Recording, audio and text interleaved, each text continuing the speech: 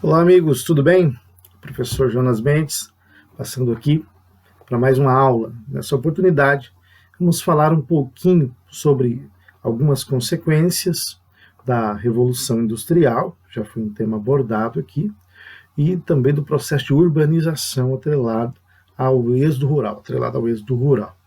Bom, nós entendemos muito bem, como já salientei aqui em outra oportunidade, que de fato a Revolução Industrial ela ajudou a trazer mudanças significativas na estrutura social daquela época.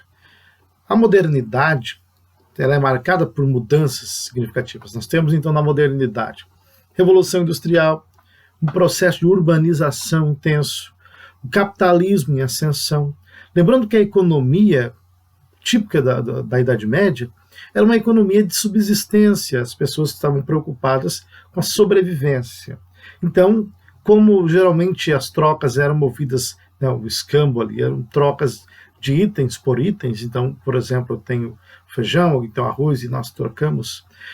Então, geralmente, o acúmulo era algo que não era o objetivo daquela economia, certo? Porque uma economia centrada no acúmulo de capital é uma economia capitalista. E o capitalismo, ele nasce de forma clara mesmo, com suas configurações, na modernidade, certo? Então, antes do capitalismo, nós temos uma economia de transição, por assim dizer, que seria o mercantilismo, que seria um pré-capitalismo. O mercantilismo já é uma economia centrada no mercado. Então, é um pré-capitalismo, certo? Mas a Idade Média, a economia era uma economia de subsistência.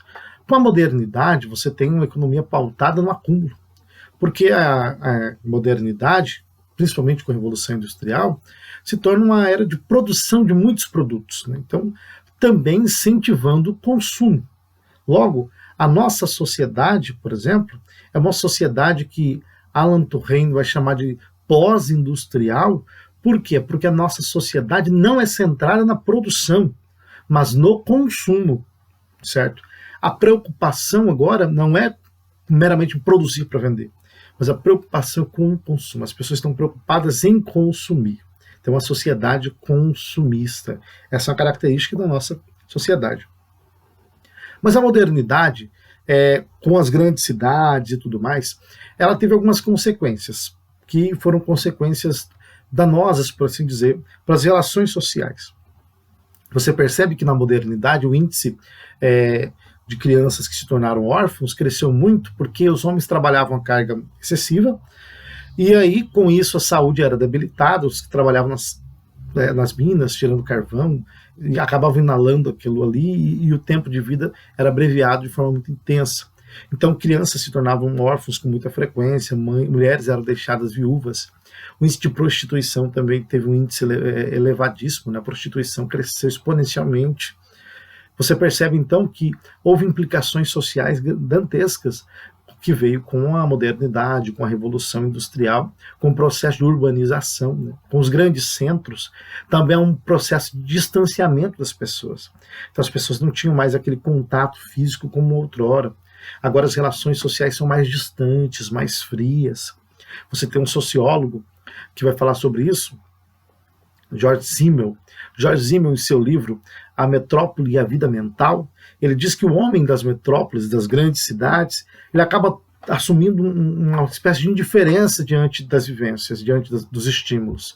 Porque ele é um homem marcado por inúmeros estímulos, por inúmeros fatores que, de alguma maneira, acabam influenciando ele. Você tem nas metrópoles muitos estímulos, muitos barulhos, sons, imagens, muitas pessoas, e aqui isso tudo acaba vindo e afetando o ser humano de tal maneira que, para sobreviver, ele acaba desenvolvendo uma espécie de indiferença a esses estímulos. Então o ser humano vai desenvolvendo aquilo que George Simmel vai chamar de uma atitude blasé, que é uma atitude de indiferença.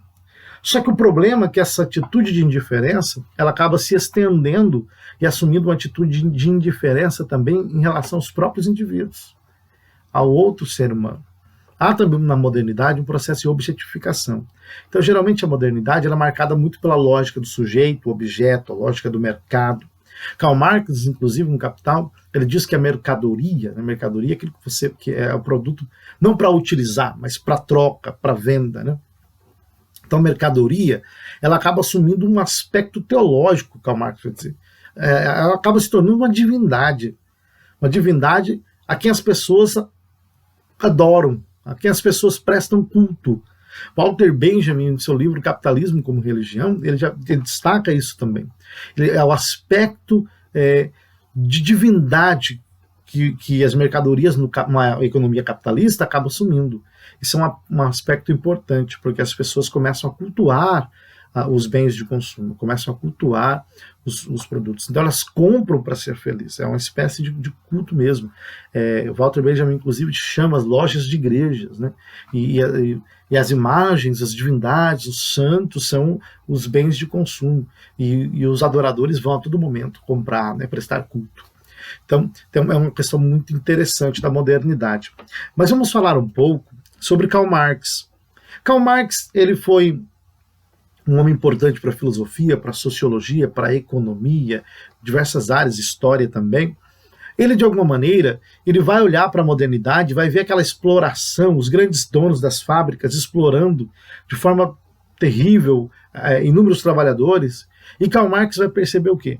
Ele vai perceber que, na verdade, aquela economia é uma economia exploradora.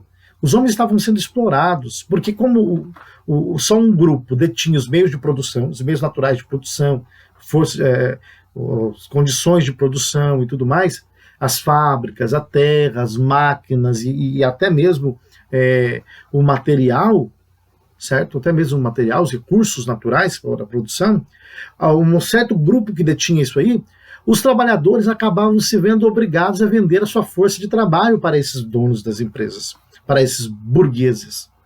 Então os trabalhadores, que eram o proletariado, tinham que vender a sua força de trabalho para a burguesia. Mas quando assim faziam, quando vendiam a sua força de trabalho, o proletariado acabava se tornando alienado daquilo que ele fazia. Por exemplo, se ele produzia um celular, ele não se enxergava mais no celular. Ele não se enxergava mais naquele produto. Aquele produto não lhe pertencia mais. Logo, o proletariado começou a se tornar alienado do produto do seu trabalho, porque ele olhava aquilo como se aquilo fosse algo totalmente diferente de si mesmo. E não se reconhecia naquilo que fazia. Por isso que o trabalho começa a se tornar tão penoso, desinteressante. Porque aquilo que você faz não te pertence, não é seu, não te agrada. Porque você trabalha e não se reconhece no produto, no fruto do seu trabalho. As obras de suas mãos não lhe pertencem mais. Ela é de outro. Alienação. Karl Marx vai dizer que o homem, quando produz alguma coisa, ele exterioriza um pouco do seu ser naquilo que faz. Porque você gasta energia. Você colocou vida ali. Aquilo que você fez, aquele trabalho, aquele desgaste. Então, quando você produz alguma coisa, você exterioriza um pouco do seu ser naquilo que você fez. Mas se aquilo que você fez não te pertence mais, então você está transferindo a outro um pouco do seu ser. Está sendo alienado de si mesmo, inclusive. Então a alienação nas condições de produção, nas operações de trabalho e tudo mais, nas relações de trabalho, é um fator que Karl Marx vai salientar. Karl Marx, inclusive, vai mostrar que a exploração era tão intensa que os grandes burgueses, por exemplo, eles ficavam com aquilo que Karl Marx vai chamar de mais-valia. Você produz 10 botas, você recebe por uma bota e 9 botas ficam com o dono da produção, dono do lugar, do estabelecimento, das condições de produção, dos recursos naturais. Logo, aquilo que o seu trabalho valia mais, porque se você produziu 10 botas, o seu trabalho valia mais. Só que, na verdade, o que acontece? A mais-valia não é sua, não te pertence. Ela fica com o dono das empresas, com os burgueses. E o proletariado está se matando, trabalhando, sendo alienado cada vez mais do produto do seu trabalho. A alienação, ela não se dá simplesmente no produto do meu trabalho, naquilo que faço. Ela se dá também na realidade. E a ideologia que ajuda a fortalecer isso. Karl Marx vai dizer que a ideologia é uma falsa consciência, uma falsa representação da realidade. A ideologia me distancia da realidade e me dá uma falsa consciência, uma falsa percepção do mundo, certo?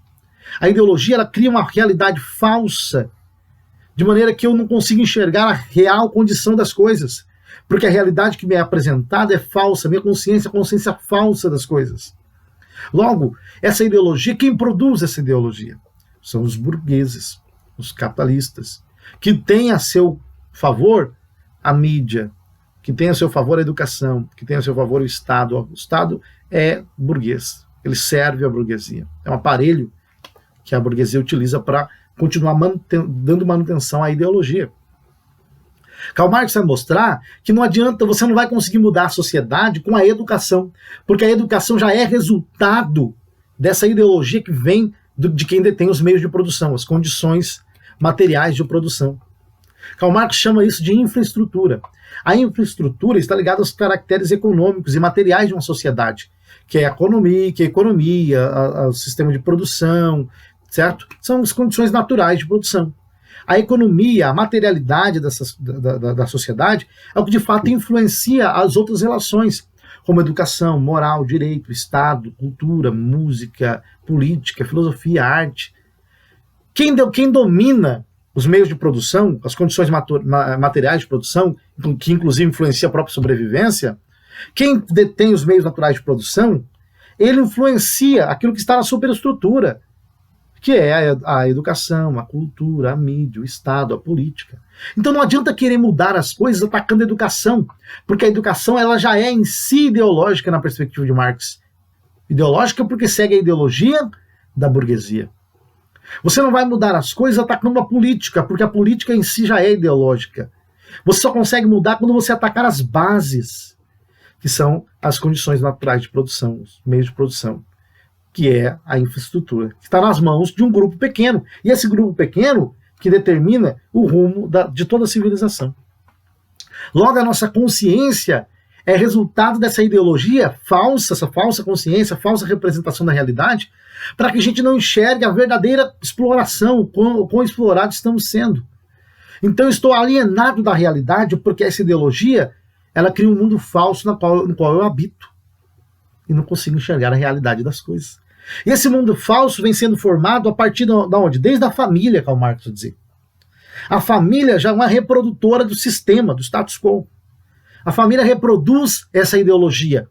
A família, a criança começa a aprender essa ideologia em casa, com a família. Ela vai na escola, a ideologia é passada, o Estado passa a mídia, a cultura, a arte, a educação, de maneira que a concepção de realidade foi transtornada. A realidade foi deixada de lado. Estamos sendo explorados, mas não conseguimos enxergar isso, porque nós enxergamos uma falsa realidade, ideologia.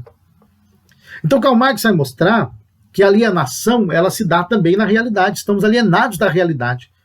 Karl Marx ele pega uma ideia que vem já de Feuerbach, de que a religião ajuda a promover a alienação. Então Karl Marx ele mostra também isso. Por quê? Porque a religião é a ópio do povo.